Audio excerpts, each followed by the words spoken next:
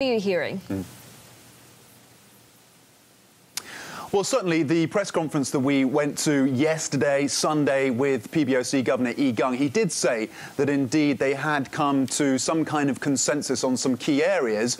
But as you rightly pointed out, he also said that in terms of this demand that we'd heard from the US around keeping the yuan stable, that this was more of a conversation agreement between the two sides to stick to their commitments, their post-G20 commitments, not to step in and devalue or depreciate their currencies.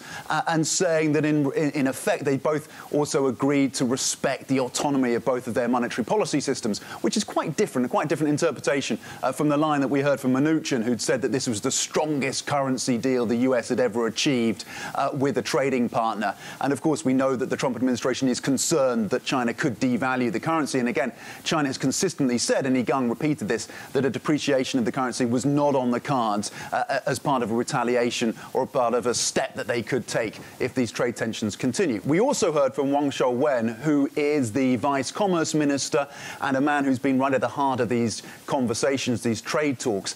And he was asked about this enforcement mechanism, which, again, we know is something of a sticking point between the two sides. There needs to be more details in terms of those conversations. He said that in terms of the enforcement mechanism, this would be two-sided. Take a listen.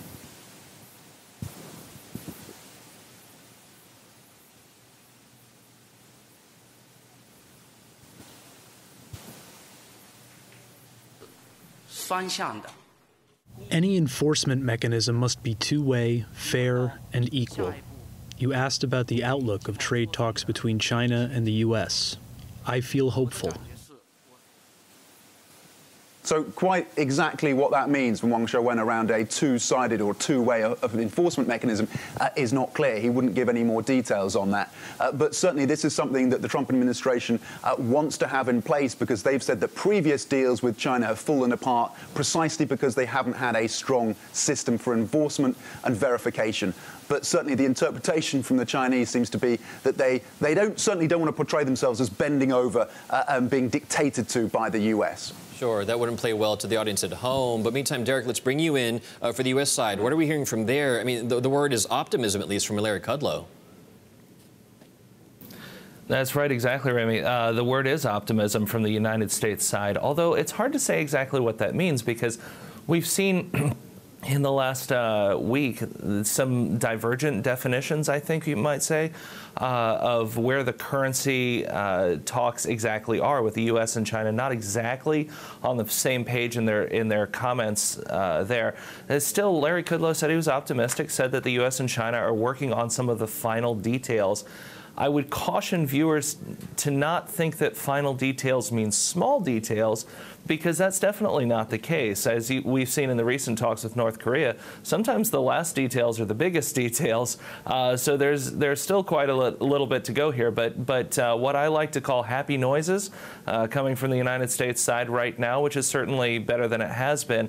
There's no great time pressure right now, remember, because the March 1 deadline was pushed for higher tariffs was pushed to no firm time point at all. It's going as long as it needs to. So that's one thing. The other thing that I'd hit on real quick is I would say this.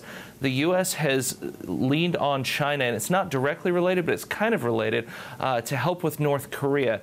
And with the reports that are coming out that North Korea may be preparing for who knows what at some site in North Korea, maybe a space launch, maybe some missile launch preparation, the U.S. has counted on China to lean on North Korea. And if there's some sense that China's not leaning on North Korea enough to stop any malaction, that's going to be a problem. Now, Tom, bring you back in here. Of course, this is the second week of the two sessions that are happening in Beijing. Do we know what tools the PBOC may deploy to shore up growth there?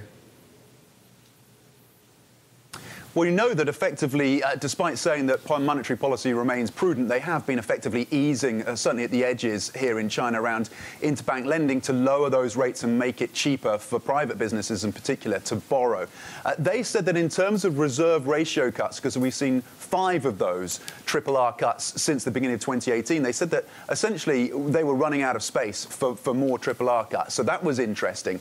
They also said that a priority, this was the governor, by the way, saying that a priority for them for this year would be to lower the risk premia for private businesses. They said that the financial conditions were improving for small and medium-sized enterprises, but they stood ready to provide, and I quote, abundant liquidity for those particular businesses. And in terms of the question of debt, because this has been a concern for some looking at China as they move their focus away from deleveraging, they said that total debt for 2018 fell by about 1.5%. Now, many are sceptical about those kind of numbers, and the likes of UBS say that the debt to GDP picture is probably going to rise for the first time since 2016. But the PBOC saying that they want to keep credit growth broadly in line with nominal GDP. Standard Chartered expect that to be at around 10%.